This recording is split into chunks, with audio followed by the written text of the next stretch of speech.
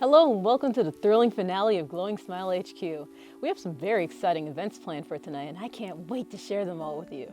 All of your support for the show has been heartwarming. The first episode gained so much attention we went from 3 episodes planned to 5. Now let's get right into it and be prepared to smile wide.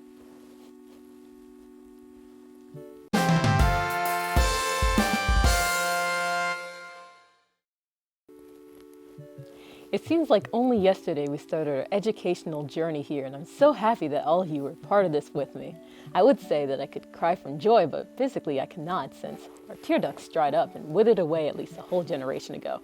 Crying was also outlawed back in 1967, but that's neither here nor there. For today's special episode, we want to include several segments, some even including contributions from kiddos like you watching. Though we are starting off today by discussing how exactly the mother's love works and why we keep bringing up her warmth and light in all the time. We briefly touched on it before, especially in the documentary segments, but that was mostly about the generic impacts it had on future generations. What we will be discussing specifically is how people used to gain the mother's blessing before being born with it. To do this, we will have our generous high priest helping us act out what the process used to be like. Back in the day, people would be brought before the high priest just like this, whether it was their choice or not. See, people still had functioning amygdalas and didn't want to do their proper American duties, giving themselves over to the mother.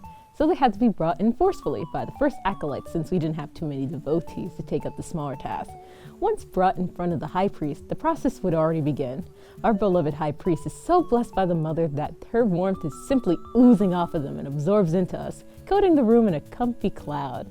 There would be a lion wrapped around the room for whoever was brought that day to the high priest. Once it was their turn, they would be walked up to the high priest where they would lay their hands on the person's shoulders and give them a generous amount of the mother's great warmth, around 500 REM. Normally, the mother's warmth doesn't spread as easily through organic material like people, but our high priests are very unique too. One person.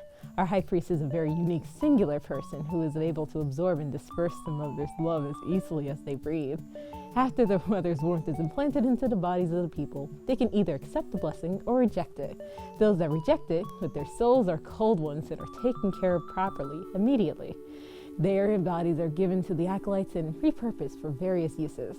Those that reject it simply with their bodies simply wither. The mother is very powerful and some simply can't handle her love. But because their souls accepted her before their bodies did, they are taken to a special mass grave to be buried in. They are not honored, but they are also not shunned. Now, those that accept her in both body and soul are allowed to re-enter society as true American citizens. And that's how people used to gain the mother's blessing before being born with her. I would like to thank our high priest for their time being here. Oh, how incredible, folks. The high priest wants to perform one of their famous sermons right here for all of us. How amazing and generous you are, high priest. Everyone listen to this special sermon done just for us. Dear nation, today we gather with open hearts and minds to explore and absorb the wonders of the Great Mother and her love for all her children.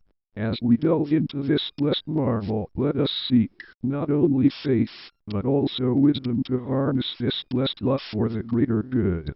The Mother surrounds us in her glory at all times, nourishing our minds and bodies with her warmth and keeping us enlightened with her glow unlike those outside of our borders. As her children and devotees, it is your job to ensure her glow keeps us illuminated and warm against those that seek to extinguish it. Work together with your fellow devotees and keep our nation at the forefront of the world.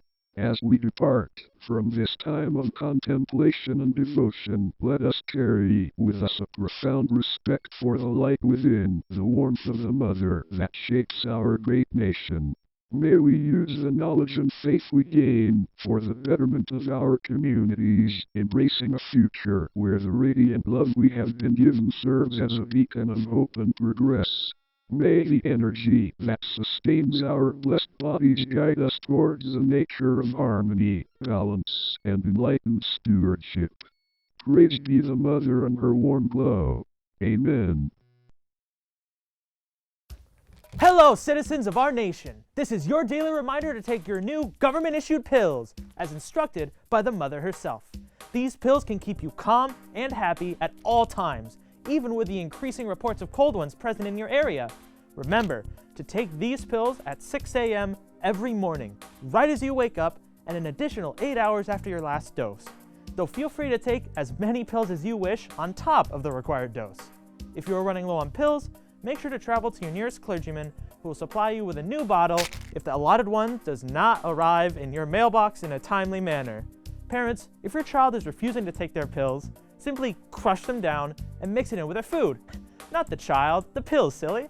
If the problem persists after that, bring them to your local clergyman to be dealt with. If you notice anyone not taking their allotted pills or being consistently late, either contact your local clergyman or forcibly shove the pills down their throats as far as your hand can reach. I'm sure they won't forget after that. This has been your daily reminder. Praise be the mother!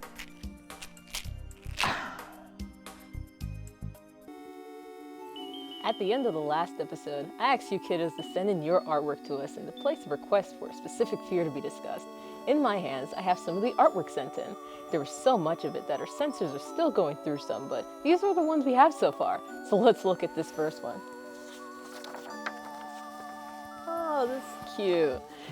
This one is from Melinda in Kentucky. I think it's very cute. In her letter, she kept rambling on about how much she loves the Great Mother and how she wants to meet her one day.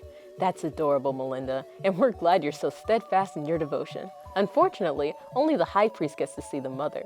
Melinda also mentioned in her letter how she read about the fear of the dark in a book.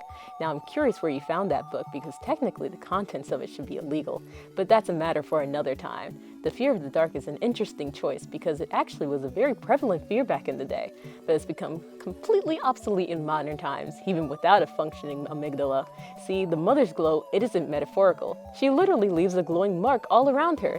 You're never truly in the dark now that the mother has blessed all of us. Let's move on to the next drawing. Oh, this one has a nice happy sun in it. This one comes from Benjamin in Arizona. I gotta say, it's a good one. As you can see, he drew a lovely landscape with a smiling cloud and sun, and a magnificent drawing of the high priest, might I add. You can see on the ground as well the remains of some cold ones.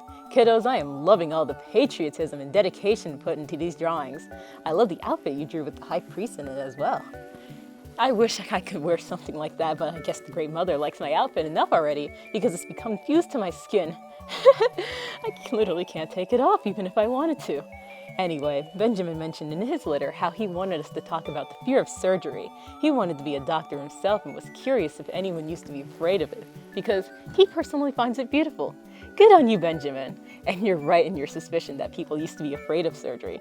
The term for it was tomophobia, and it actually used to affect people to the point where they didn't get the medical intervention they needed to survive. Good luck on your studies, Benjamin, and let's move on to the next picture. Oh wow! This drawing comes from Lisa in Rhode Island, and it's a magnificent portrait of the high priest. You must have been to one of their in-person sermons because you really nailed it. You captured their alert eyes and wide smile perfectly. I can't praise this enough, Lisa. Good job! Now, in your letter, you forgot to include any specific requests for a fear to be talked about, but you did mention something involving holes that piqued my interest. After consulting with the high priest, they mentioned something called trypophobia, the fear of aversion of the sight of irregular patterns or clusters of small holes and bumps. This fear is fascinating because it actually wasn't officially recognized as a mental disorder, though a lot of people came to have suffered from it. There was an interesting theory that the reason why so many people claim to have this fear is because it actually reminded them of decomposition, or rot. I'm cheating a bit with this one because most of the people who claim to have suffered from this phobia weren't really scared of it and were rather disgusted instead. Oh, I thought the portrait was the last one, but let's see. It doesn't have a name or letter attached to it, but it also is a bit dirty to rip, so I can't quite make out what they wrote on the side. But it starts with a D, E, M, O, and below that it's C, O. Oh well. Now for the fear segment part of our show. I think I'll cheat a little. I find the concept of trypophobia personally interesting, so we're going to do that. After this commercial break, we're going to get right into the final segment of the show. See what this?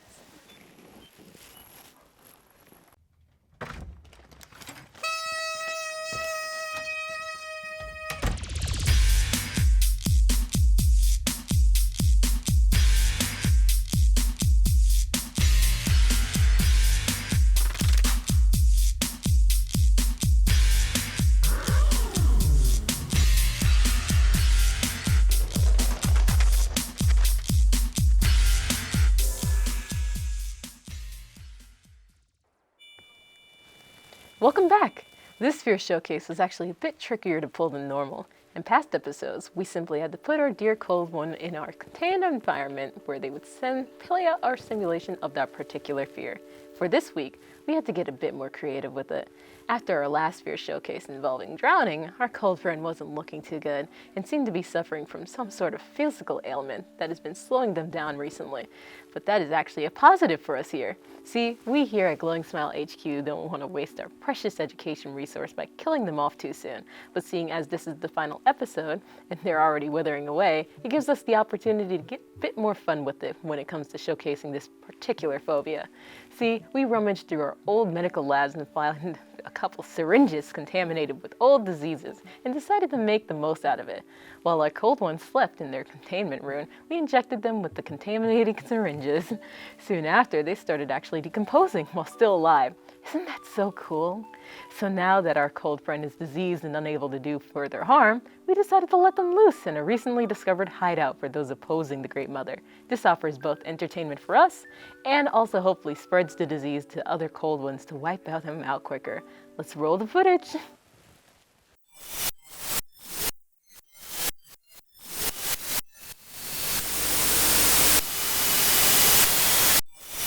Help me. Please help me. Dear God, please help me. Please.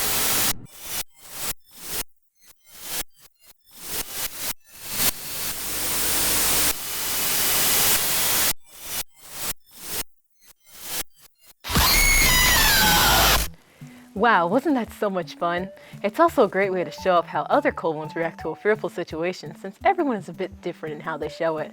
Now that's the end for me here. As we move on to the final documentary segment, I will admit, during the show, the documentary segment has been played a bit of out of order because of a bit of mixed up in the historical records part of the studio. I'm pleased to say that for this final segment, we finally found the introduction to our documentary. So, in a moment, we will play the beginning of the documentary and close out our beloved show. Thank you all again for watching, and praise be the Mother.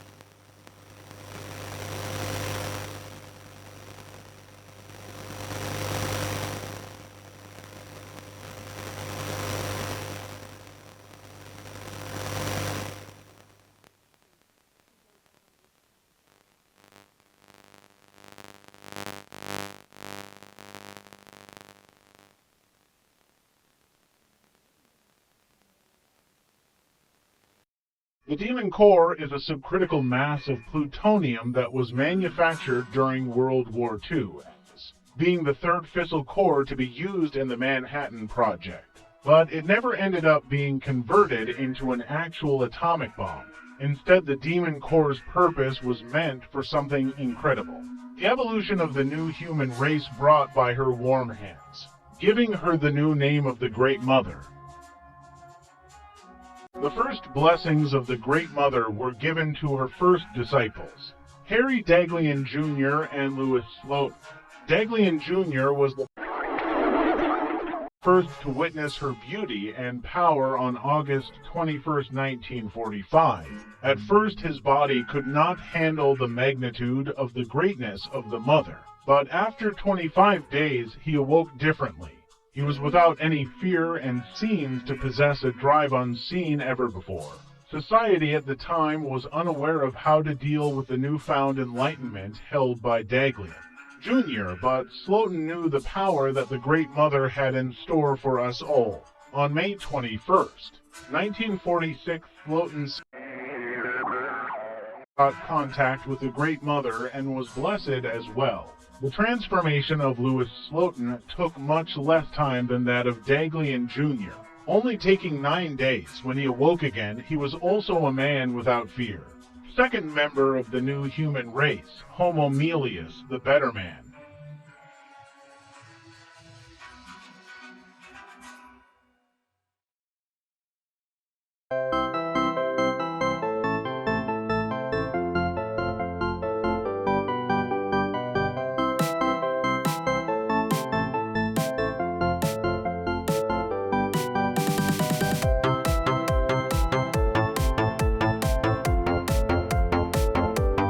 Welcome back to MSV News. I am your reporter, Marie Ann Curry. The children's program's Glowing Smile HQ has hit record numbers in viewership recently, leaving consumers to request a second season of the show. The studio behind Glowing Smile HQ has stated they have no current plans to revive the series, as their previous host for the show had passed away during the filming of their last episodes. The reason for their passing has not been shared with the public as of late. The studio has also stated that they are unable to continue the show without the permission of the High Priest, who has been missing since the airing of the final episode. The search for the High Priest and the first acolytes is still ongoing, with some reporting how drained the High Priest looked in the months leading up to their disappearance. Some bringing up the idea of the Great Mother potentially deciding to search for a new High Priest. These rumors have neither been confirmed or denied. Further updates will be shared here at MSV News once new information is received. Thank you all. Praise be the Mother, and a good night.